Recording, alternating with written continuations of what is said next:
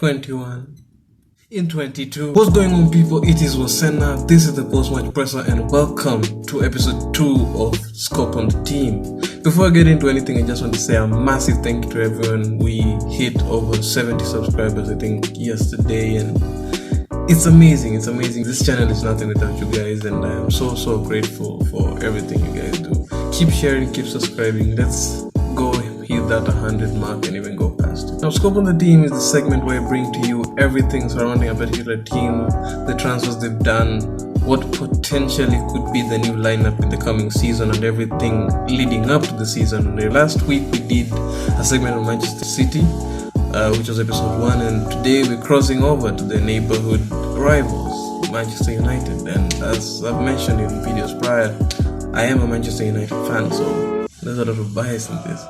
Oh, and before I forget, if you haven't checked out the Manchester City video, the link will be down in the description below, and go give it a watch. Let me know what you think.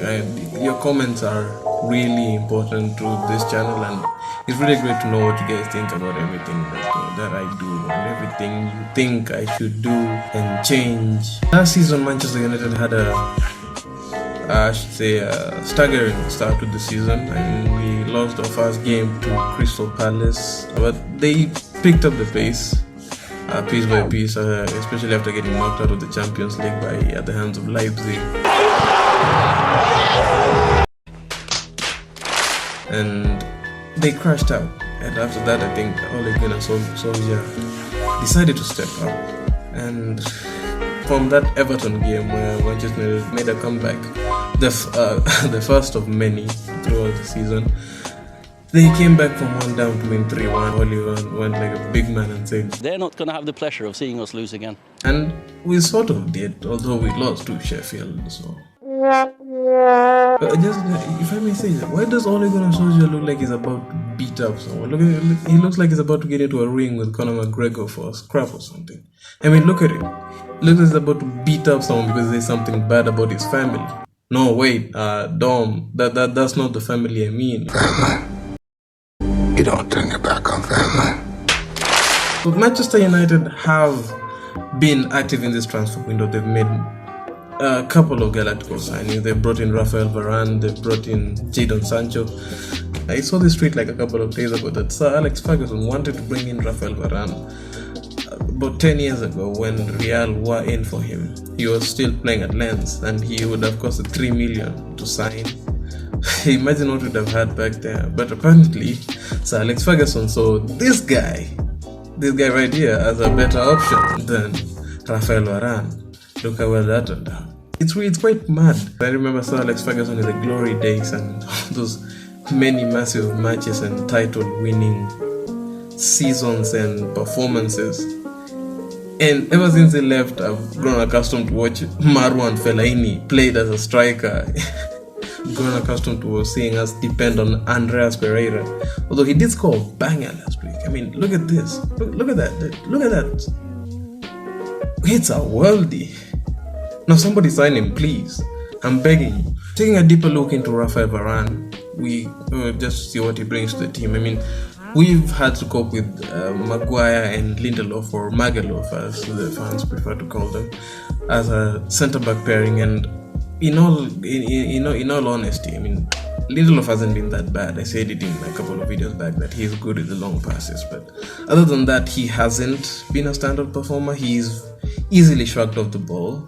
He's not as dominant in the air as Harry Maguire, and he's not pacey. He and Maguire have almost the same pace, and they're not so slow, but they're equally not so fast. I remember that goal against Spurs, I think last season, the Spurs scored against us. I remember Steven Bergwijn cutting inside. He turned Maguire. That's what happens when you don't have a quick centre-back to cover you.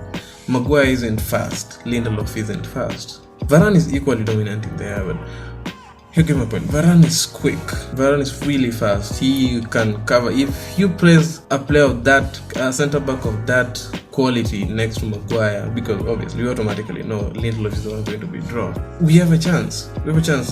Anyone who gets past Maguire as speedster, he has to cope with Varane as well. Varane is quick, and Varane is tall. He is massive. He was 6'1", I think. at 18.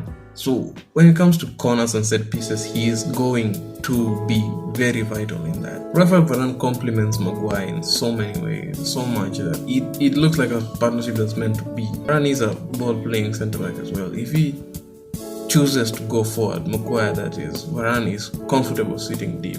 And the best part is, last season we saw Wan-Bissaka being close tied to Lindelof, acting like a shield to him because he wasn't one of them wasn't confident of the other, and they just had to stick by, and that caused us a lot of problems because Wan-Bissaka couldn't mark the back post because he was so focused on covering for Lindelof. He's going to make Wan-Bissaka a better player because Wan-Bissaka will be comfortable going forward and coming back. He will be comfortable dealing with set pieces, especially with the addition of the new coach, Eric Ramsey, I think, because he's going to have to improve Wan-Bissaka, especially with the Trippier rumors now.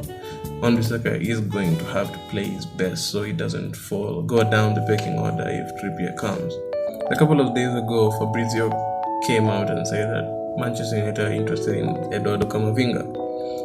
He's a West starlet. He's been tipped to be one of the best midfielders in world football in the years to come.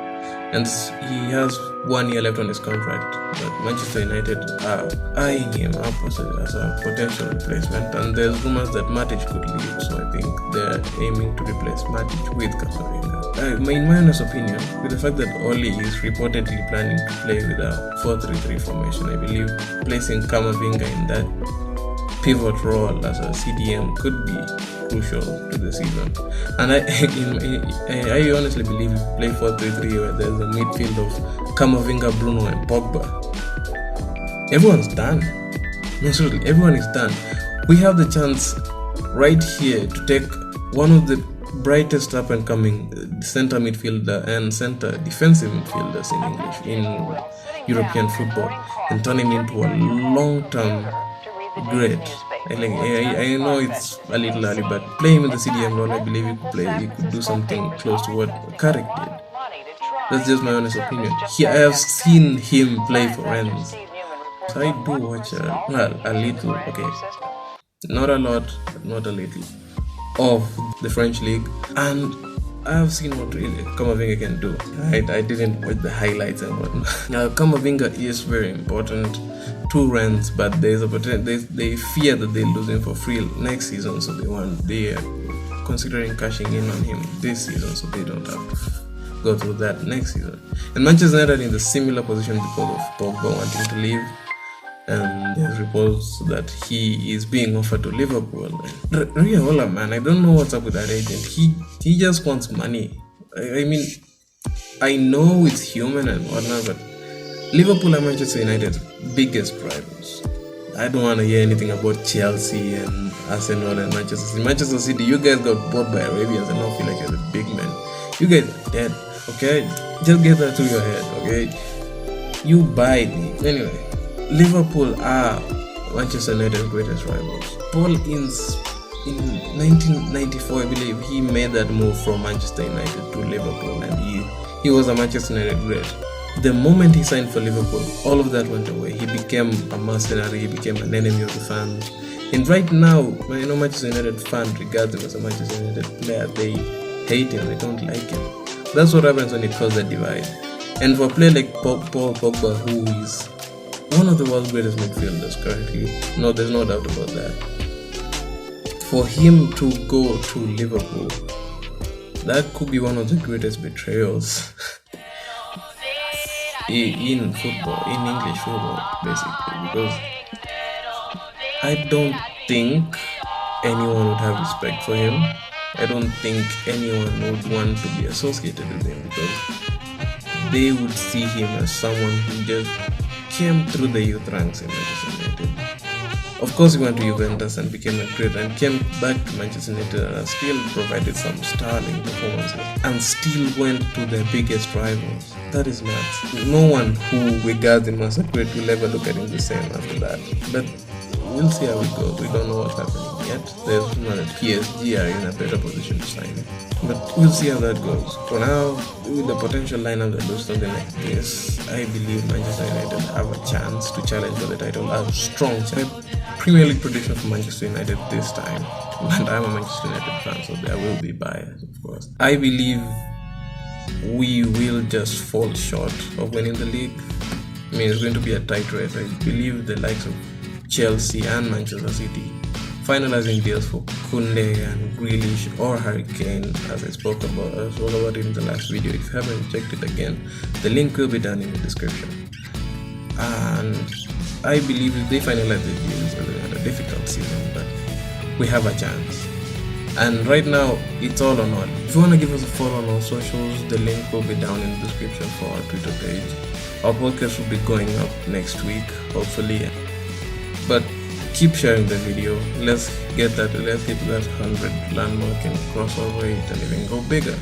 This community is nothing without you guys, and hopefully sooner or later we will be doing call-ins with subscribers, and you guys can let us know what you think about what's going on with your club while we're live. And smash that like button. Yeah, subscribe if you're new. Thank you so much for watching.